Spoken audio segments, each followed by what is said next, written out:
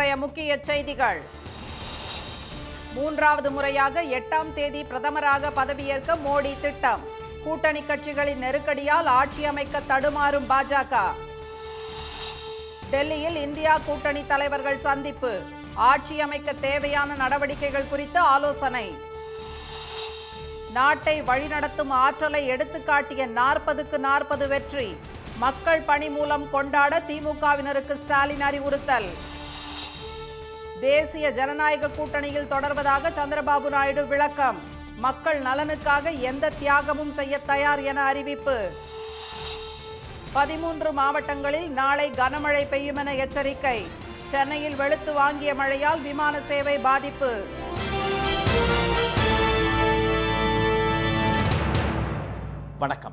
வணக்கம். நாட்டின் பிரதமராக திரு மோடி மூன்றாவது முறையாக வரும் 8ஆம் தேதி பதவியேற்கிறார். நடந்து முடிந்த மக்களவைத் தேர்தலில் பாஜக 240 இடங்களில் வெற்றி பெற்று தனிப்பெரும் கட்சியாக உருவெடுத்துள்ளது.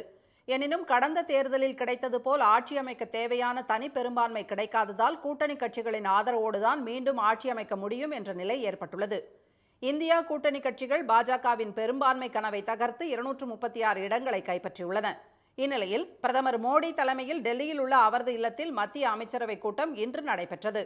மோடி அரசின் 2வது ஆட்சியில் அமைக்கப்பட்ட அமைச்சரவையின் கடைசி கூட்டமான இதில் நாடாளுமன்ற தேர்தல் முடிவுகள் குறித்தும் மீண்டும் ஆட்சி அமைக்க மேற்கொள்ள வேண்டிய நடவடிக்கைகள் குறித்தும் விரிவாக விவாதிக்கப்பட்டதாக தெரிகிறது. அதைத் தொடர்ந்து தற்போதைய மக்களவையை கலைப்பதற்கான பரிந்துரையை அளிக்க முடிவு செய்யப்பட்டது. இதையடுத்து குடியரசுத் தலைவர் திருமதி திரௌபதி முர்முவை சந்தித்த திரு மோடி பிரதமர் பதவியை ராஜினாமா செய்வதற்கான கடிதத்தை வழங்கினார். புதிய பிரதமர் பதவியேற்கும் வரை பதவியில் நீடிக்குமாறு அவரை திருமதி முர்மு கேட்டுக்கொண்டார். கூட்டணி கட்சிகளின் ஆதரவோடு திரு மோடி வரும் 8ஆம் தேதி மீண்டும் பதவியேற்க உள்ளதாக தகவல் வெளியாகியுள்ளது. இதனிடையே பாஜக தலைமையிலான தேசிய ஜனநாயக கூட்டணியின் ஆலோசனைக் கூட்டம் டெல்லியில் இன்று மாலை நடைபெற்றது.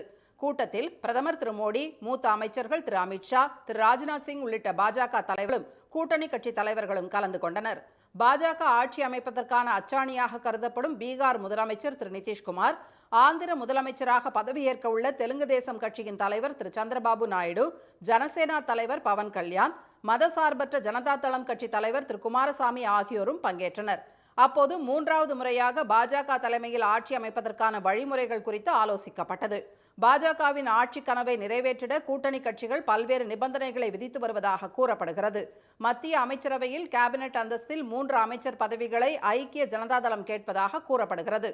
மக்களவை சபாநாயகர் பதவியை வழங்குவதுடன் மாநிலத்துக்கு உடனடியாக சிறப்பு அந்தஸ்தை அறிவிக்க வேண்டும் என்று திரு சந்திரபாபு நாயுடு வலியுறுத்துவதாக தெரிகிறது. திரு ஏக்நாத் ஷிண்டேவின் சிவசேனா ஒரு கேபினெட் அமைச்சர் மற்றும் 2 துணை அமைச்சர் பதவிகளை எதிர்பார்ப்பதாகவும், பீகாரில் 5 இடங்களில் வெற்றி பெற்ற சிராஜ் பாஸ்வானின் லோக் ஜனசக்தி, ஜித்தராம் மஞ்சின் ஹிந்துஸ்தான் அவாம் மோர்ச்சா ஆகியவை கேபினெட் அமைச்சர் பதவியும் கேட்டு வற்புறுத்துவதாக கூறப்படுகிறது. இதனால் ஆட்சி அமைக்கும் முனைப்பில் இருக்கும் பாஜகவில் பரபரப்பு நிலவுகிறது. மக்களவைத் தேர்தலில் பாஜகவுக்கு தனி பெரும்பான்மை கிடைக்காத நிலையில் அடுத்த கட்ட நடவடிக்கை குறித்து முடிவெடுப்பது தொடர்பான இந்தியா கூட்டணி கட்சி தலைவர்களின் கூட்டம் டெல்லியில் சற்று நேரத்தில் தொடங்குகிறது. 18வது மக்களவைத் தேர்தலில் எந்த கட்சிக்கும் பெரும்பான்மை கிடைக்காத நிலையில் 240 தொகுதிகளில் வெற்றி பெற்று தனி பெரும் கட்சியாக உள்ள பாஜக கூட்டணி கட்சிகள் ஆதரவுடன் ஆட்சி அமைக்க மும்முரம் காட்டி வருகிறது. அதேபோல் 234 தொகுதிகளில் வெற்றி பெற்றுள்ள இந்தியா கூட்டணியும் ஆட்சி அமைக்க ஆயத்தமாகி வருகிறது. இந்நிலையில் அடுத்த கட்ட நடவடிக்கை குறித்து முடிவெடுக்க இந்தியா கூட்டணி கட்சி தலைவர்களின் ஆலோசனை கூட்டம் இன்று மாலை 6 மணிக்கு டெல்லியில் நடைபெறும் என அறிவிக்கப்பட்டிருந்தது. இந்த கூட்டத்தில் பங்கேற்க தமிழ்நாடு முதலமைச்சர் திரு மு.க. ஸ்டாலின் டெல்லி புறப்பட்டுச் சென்றார். காங்கிரஸ் தலைவர் திரு மல்லிகார்ஜுன கார்கே வீட்டில் நடைபெறும் இந்த கூட்டத்தில் தேசியவாத காங்கிரஸ் தலைவர் திரு சரத்பவார், உத்தவ் தாக்கரே பிரிவு சிவசேனா தலைவர் திரு உத்தவ் தாக்கரே, சமாஜ்வாதி கட்சி தலைவர் திரு அகிலேஷ் யாதவ், ராஷ்டிரிய ஜனதாதளம் தலைவர் திரு தேஜஸ்வி யாதவ் உள்ளிட்டோர் பங்கேற்கின்றனர். இந்த கூட்டத்தில் ஆட்சி அமைக்க நடவடிக்கை எடுப்பதா அல்லது எதிர்க்கட்சி வரிசையில் அமர்வதா என்பது குறித்து முடிவு செய்யப்பட உள்ளது. இதற்கிடையே பாஜக தலைமையிலான ஆலோசனை கூட்டத்தில் பங்கேற்க பீகார் முதலமைச்சர் திரு நிதிஷ்குமாரும், இந்தியா கூட்டணி ஆலோசனை கூட்டத்தில் பங்கேற்க பீகார் எதிர்க்கட்சி தலைவர் திரு தேஜஸ்வி யாதவும் பாட்னாவில் இருந்து ஒரே விமானத்தில் டெல்லி புறப்பட்டு சென்றதால் பரபரப்பு நிலவியது. இந்தியா கூட்டணியை அமைக்க அடித்தளமிட்ட திரு நிதிஷ்குமார் அடிக்கடி கூட்டணி மாறும் மனநிலை உடையவர் என்பதாலும் அடுத்தடுத்த இருக்கைகளில் அமர்ந்து இருவரும் பயணித்ததாலும் பாஜக அதிர்ச்சி அடைந்துள்ளது. இதற்கிடையே மக்களவைத் தேர்தல் முடிவுகள் குறித்து தனது எக்ஸ் பக்கத்தில் பதிவிட்டுள்ள காங்கிரஸ் செய்தி தொடர்பாளர் திரு ஜெயராம் ரமேஷ், அரசியல் சாணக்கியர் என்று சொல்லிக்கொண்ட அமித்ஷா கடைசியில் தாம் விரித்த வலையிலேயே மிகவும் மோசமாக மாட்டிக்கொண்டார் என தெரிவித்துள்ளார். பொதுமக்களை முட்டாளாக்கி மிகப்பெரிய முதலாளிகளுக்கு சவால் விடும் ராஜாக்களின் ராஜா இன்று கிண்ணத்துடன் கையேந்தி பல கதவுகளை தட்டி எம்பிக்களை நன்கொடையாக தேடிக் கொண்டிருப்பதாக அவர் விமர்சித்துள்ளார். இந்தியா கூட்டணியில் இணைய தலைவர்கள் அழைப்பு விடுத்திருந்த நிலையில் என்டிஏ கூட்டணியில் தாம் அங்கம் வகிப்பதாக தெலுங்கு தேசம் கட்சி தலைவர் திரு சந்திரபாபு நாயுடு தெரிவித்துள்ளார். ஆந்திர சட்டப்பேரவை மற்றும் மக்களவைத் தேர்தலில் தெலுங்கு தேசம், பாஜக, ஜனசேனா ஆகிய கட்சிகள் கூட்டணி அமைத்து போட்டியிட்டன. 175 சட்டப்பேரவை தொகுதிகளை கொண்ட அந்த மாநிலத்தில் தெலுங்கு தேசம் கூட்டணி 164 இடங்களை கைப்பற்றி சாதனை படைத்தது. ஆளும் ஒய்எஸ்ஆர் காங்கிரஸ் கட்சி 11 தொகுதிகளில் மட்டுமே வெற்றி பெற்றது. மொத்தமுள்ள 25 மக்களவை தொகுதிகளில் தெலுங்கு தேசம் 16 இடங்களிலும், அதன் கூட்டணி கட்சிகளான பாஜக 3 இடங்களிலும், ஜனசேனா கட்சி 2 இடங்களிலும் வெற்றி பெற்றன. ஒய்எஸ்ஆர் காங்கிரஸ் 4 இடங்களை மட்டுமே கைப்பற்றியது. மத்தியில் ஆட்சி அமைக்க 272 உறுப்பினர்கள் தேவை என்ற நிலையில் 240 இடங்களை மட்டுமே கைப்பற்றிய ஆளும் பாஜகவுக்கு தனி பெரும்பான்மை கிடைக்கவில்லை. 16 மக்களவை உறுப்பினர்களை கொண்ட தெலுங்கு தேசம் கட்சியும் 12 உறுப்பினர்களை கொண்ட ஐக்கிய ஜனதா தளமும் ஆதரவு அளித்தால் மட்டுமே கூட்டணி ஆட்சியை பாஜக அமைக்க முடியும் என்ற நிலை ஏற்பட்டுள்ளது. இந்நிலையில் திரு சந்திரபாபு நாயுடுவை தொலைபேசியில் தொடர்பு கொண்ட கர்நாடக துணை முதலமைச்சர் திரு சிவகுமார் மோடி கேரண்டி தோல்வி அடைந்ததால் இந்தியா கூட்டணிக்கு ஆதரவு அளிக்குமாறு கேட்டுக்கொண்டார். ஆனால் என்டிஏ கூட்டத்தில் பங்கேற்க டெல்லி செல்லும் வழியில் விஜயவாடாவில் செய்தியாளர்களிடம் பேசிய அவர் 40 ஆண்டுகால வரலாற்றில் இல்லாத வெற்றியை பெற்றிருப்பதாக கூறினார். தேசிய ஜனநாயக கூட்டணியில் தாம் அங்கம் வகிப்பதால் இன்று நடக்கும் என்டிஏ கூட்டணி கூட்டத்திற்கு செல்வதாகவும் அவர் தெரிவித்தார். I am also experienced. I have seen so many political changes in this country. We are in NDA. I am going for NDA meeting. Telugu Desam, பாஜக, ஜனசேனா இணைந்து பணியாற்றியதால் தான் இந்த வெற்றி கிடைத்ததாக கூறிய திரு சந்திரபாபு நாயுடு மக்கள் நலனுக்காக எந்த தியாகத்தையும் செய்ய தயாராக இருப்பதாகவும் கூறினார். கொள்கை உறுதியும் திட்டமிட்ட உழைப்பும் இருந்தால் நாட்டை வழிநடத்தும் ஆற்றலுடன் செயல்பட முடியும் என்பதை 40க்கு 40 வெற்றி எடுத்துக்காட்டியிருப்பதாக திமுக தலைவரும் முதலமைச்சருமான திரு மு.க. ஸ்டாலின் தெரிவித்துள்ளார். திமுக தொண்டர்களுக்கு அவர் எழுதியுள்ள கடிதத்தில் தமிழ்நாடு மற்றும் புதுச்சேரியில் 40 தொகுதிகளிலும் இந்தியா கூட்டணி பெற்ற வெற்றியை இந்தியாவே திரும்பி பார்ப்பதாக கூறியுள்ளார். கொள்கை உறுதியும் லட்சிய பார்வையும் திட்டமிட்ட உழைப்பும் தெளிவான வியூகமும் இருந்தால் நாட்டை வழிநடத்தும் ஆற்றலுடன் செயல்பட முடியும் என்பதை தேர்தல் முடிவுகள் எடுத்து காட்டியிருப்பதாக திரு ஸ்டாலின் குறிப்பிட்டுள்ளார். நாடாளுமன்ற தேர்தலில் பாசிசத்தை வீழ்த்தி ஜனநாயகத்தை மீட்கும் லட்சிய நோக்கத்துடன் மத சார்பற்ற முற்போக்கு கூட்டணி கட்சிகள் ஒருங்கிணைந்து நின்றதால் இந்தியா கூட்டணியின் நம்பிக்கை மிக்க களமாக தமிழ்நாடு திகழ்ந்தது என்று அவர் கூறியுள்ளார். மதவாதத்தையும் வெறுப்பரசியலையும் விதைக்க நினைப்பவர்கள் தமிழ்நாட்டில் எப்படியாவது கால் ஊன்ற திட்டமிட்டதாகவும் பிரதமர் 8 முறை தமிழகம் வந்து திமுக மீது அவதூறு சேற்றை அள்ளி வீசியதாகவும் அவரது கட்சியும் மறைமுக கூட்டணி வைத்த அதிமுகவும் தமிழ்நாட்டுக்கு ஆபத்தானவை என்பதை எடுத்துரைப்பதே பரப்புரை வியூகமாக அமைந்ததாகவும் திரு ஸ்டாலின் தெரிவித்துள்ளார். மத நல்லிணக்கத்துக்கான சமூக நீதி இந்தியாவை பாதுகாக்க இந்தியா கூட்டணியால் தான் முடியும் என்றும் எல்லாருக்கும் எல்லாம் என்ற திராவிட மாடல் இந்தியா முழுமைக்கும் பரவ வேண்டிய அவசியத்தையும் திமுக தோழமை கட்சிகளுக்கும் எடுத்துரைத்தன என்றும் முதலமைச்சர் குறிப்பிட்டுள்ளார். திமுக கூட்டணி மீது தமிழ்நாட்டு மக்கள் வைத்த நம்பிக்கைதான் முழுமையான வெற்றியாக விளைந்திருக்கிறது என்று குறிப்பிட்டுள்ள அவர் வாக்காளர்களுக்கு கோடான கோடி நன்றிகளை தெரிவித்துள்ளார். மத்தியில் ஆளும் கட்சியின் அதிகார பலம் மற்றும் அடக்குமுறையை தகர்த்து மகத்தான வெற்றியை பெற்றதுடன் மதவாத அரசியல் சக்திகள் மலரவே முடியாதபடி செய்திருப்பதாக திரு ஸ்டாலின் சுட்டிக்காட்டியுள்ளார். மக்கள் தந்த மகத்தான வெற்றியை மக்களுக்கான பணியின் மூலமே கொண்டாட வேண்டும் என்று கூறியுள்ள முதலமைச்சர் ஆர்ப்பாட்ட கொண்டாட்டங்களை தவிர்த்து நேரில் சென்று மக்களுக்கு நன்றி கூறுமாறும் தொகுதிக்கான தேவைகளை நிறைவேற்றவும் அறிவுறுத்தியுள்ளார். இந்தியா கூட்டணி பெற்ற வெற்றியால் சர்வாதிகாரத்துக்கு கடிவாளம் போடப்பட்டுள்ளது என்று கூறியுள்ள திரு ஸ்டாலின் அரசியலமைப்பு வழங்கிய நெறிமுறைகளை பாதுகாக்கும் வகையில் நாட்டை வழிநடத்தும் பணியை இந்தியா கூட்டணி மேற்கொள்ளும் என்றும் அதற்கு 40க்கு 40 என்ற மகத்தான வெற்றி பெருந்துணையாக இருக்கும் என்றும் தெரிவித்துள்ளார். கோவை, தேனி, திண்டுக்கல் உள்ளிட்ட 13 மாவட்டங்களுக்கு நாளை கனமழைக்கான மஞ்சள் நிற எச்சரிக்கை விடப்பட்டுள்ளது. கேரளாவில் கடந்த 30ஆம் தேதி பருவமழை தொடங்கியதிலிருந்து தொடர்ந்து பலத்த மழை பெய்து வருகிறது. இந்நிலையில் திருச்சூர், மலப்புரம், கோழிக்கோடு, கண்ணூர், காசர்கோடு ஆகிய மாவட்டங்களில் நாளை கனமழைக்கான மஞ்சள் எச்சரிக்கை விடப்பட்டுள்ளதுடன் வரும் 9ஆம் தேதி வரை பலத்த மழை நீடிக்கும் என இந்திய வானிலை மையம் தெரிவித்துள்ளது. அதேபோல் பருவமழை பெய்து வரும் கர்நாடகாவிலும் கடலோர மாவட்டங்கள் மற்றும் வட உள் மாவட்டங்களில் வரும் 8ஆம் தேதி வரை மஞ்சள் நிற எச்சரிக்கை விடப்பட்டுள்ளது. தமிழ்நாட்டில் தென்மேற்கு பருவமழை இம்மாதம் 1ஆம் தேதியிலிருந்து இதுவரை இயல்பை விட 131% அதிகம் பெய்துள்ளதாக வானிலை மையம் கூறியுள்ளது. தென்னிந்திய பகுதிகளின் மேல் நிலவும் வளிமண்டல கீழடுக்கு சுழற்சி காரணமாக கோவை, நீலகிரி, திருப்பூர், ஈரோடு, கிருஷ்ணகிரி, திருப்பத்தூர், தருமபுரி, சேலம், நாமக்கல், கரூர், தேனி, திண்டுக்கல், திருச்சி ஆகிய 13 மாவட்டங்களில் நாளை கனமழைக்கு வாய்ப்புள்ளதாக சென்னை வானிலை மையம் தெரிவித்துள்ளது. இதனிடையே சென்னையில் இன்று பிற்பகலில் திடீரென கருமேகங்கள் கூடி வளசரவாக்கம், சாலிகிராமம், நுங்கம்பாக்கம், அண்ணா சாலை, பட்டினப்பாக்கம் உள்ளிட்ட இடங்களில் இடி மின்னலுடன் பலத்த மழை பெய்தது.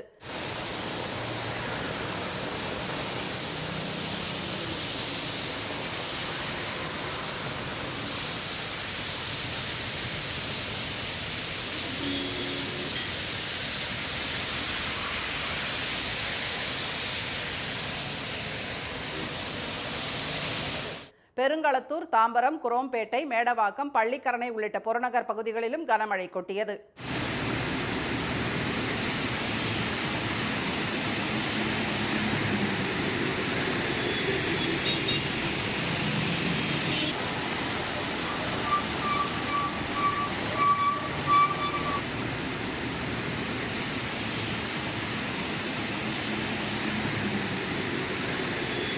மீனம்பாக்கத்தில் வெளுத்து வாங்கிய மழையால் சென்னைக்கு வந்து செல்லும் 19 விமானங்களின் சேவை பாதிக்கப்பட்டது. ராணிப்பேட்டை, ஆற்காடு, வாலாஜாபேட்டை சுற்றுவட்டார பகுதிகளில் சூறைக்காற்றுடன் பலத்த மழை பெய்தது.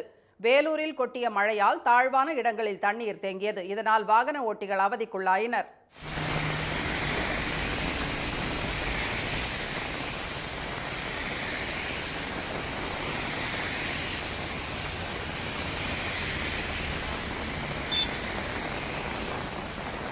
திருவள்ளூர் மாவட்டம் பொன்னேரியில் 2வது நாளாக பலத்த மழை பெய்தது. செங்குன்றம், பொன்னேரி பகுதிகளில் பெய்து வரும் கனமழை காரணமாக புழல் ஏரிக்கு நீர்வரத்து வினாடிக்கு 500 கனஅடியாக அதிகரித்துள்ளது.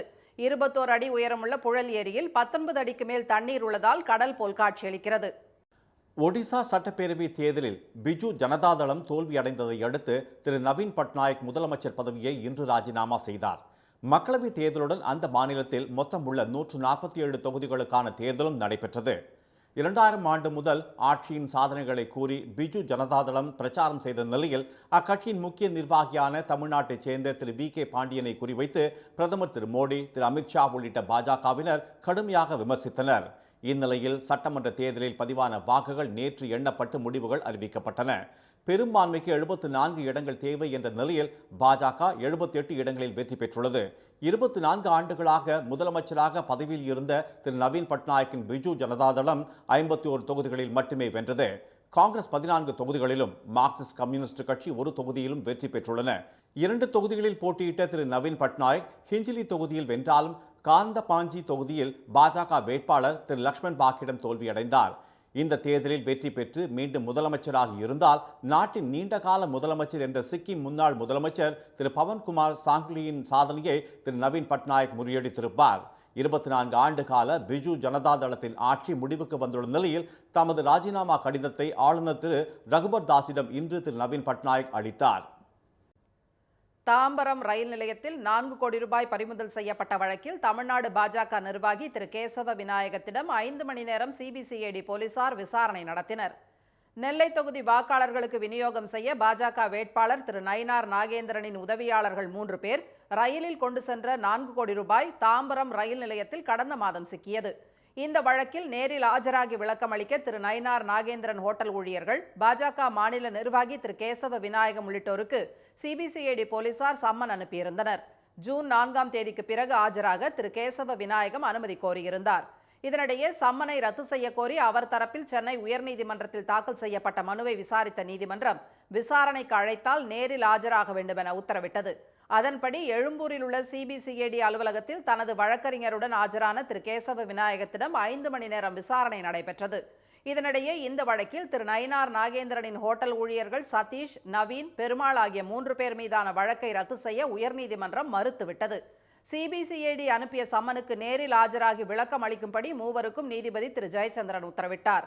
தற்போதைய சூழலில் வழக்கின் விசாரணைக்கு தடை விதிப்பதோ சம்மனை ரத்து செய்வதோ வழக்கு விசாரணையை பாதிக்கும் என்றும் நீதிபதி தெரிவித்தார். இனி வருவது செய்தித் துளிகள். வடக்கு காஷ்மீரில் உள்ள பாரமுல்லா தொகுதியில் போட்டியிட்ட தேசிய மாநாட்டு கட்சி தலைவர் திரு உமர் அப்துல்லாவை சுயேச்சை வேட்பாளர் திரு அப்துல் ரஷீத் வெற்றி கண்டது வலைதளங்களில் பேசுபொருளாகியுள்ளது. தற்போது திகார் சிறையில் உள்ள ரஷீத் ஏற்கனவே இருமுறை எம்எல்ஏவாக இருந்தவர்.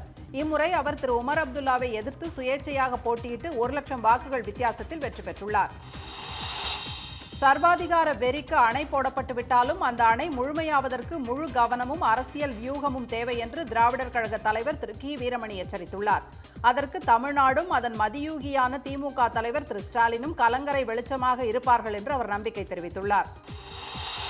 நெல்லை மாவட்டம் பாபநாசம் அணையிலிருந்து கார் சாகுபடிக்காக இன்று வினாடிக்கு 400 கன அடி தண்ணீர் திறக்கப்பட்டது.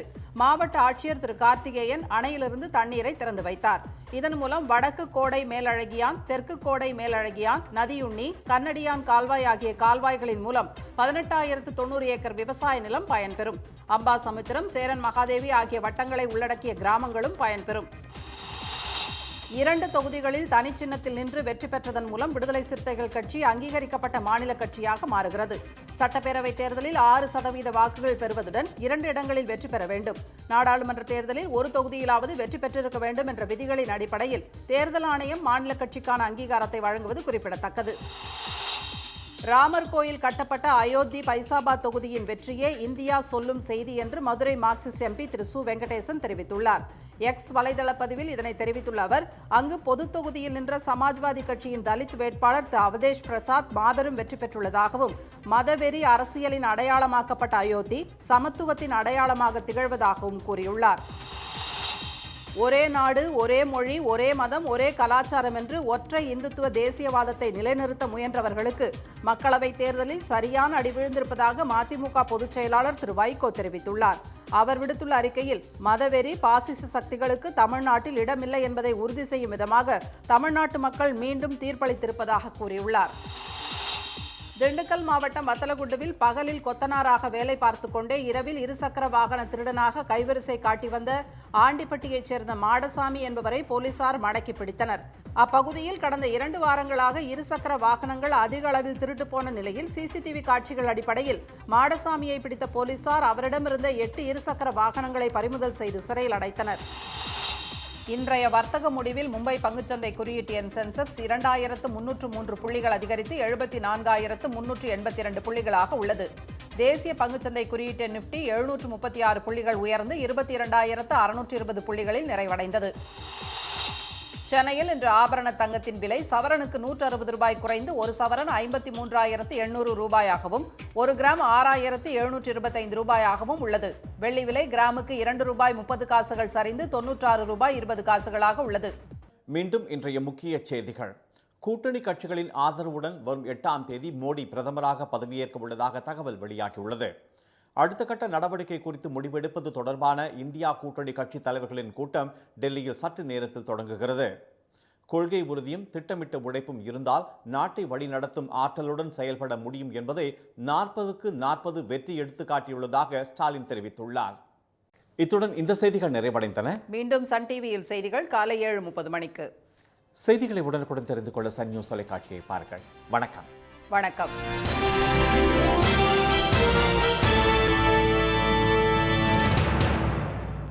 உடனுக்குடன் செய்திகளை தெரிந்து கொள்ள சன் நியூஸ் பெல் ஐகானை கிளிக் பண்ணுங்க.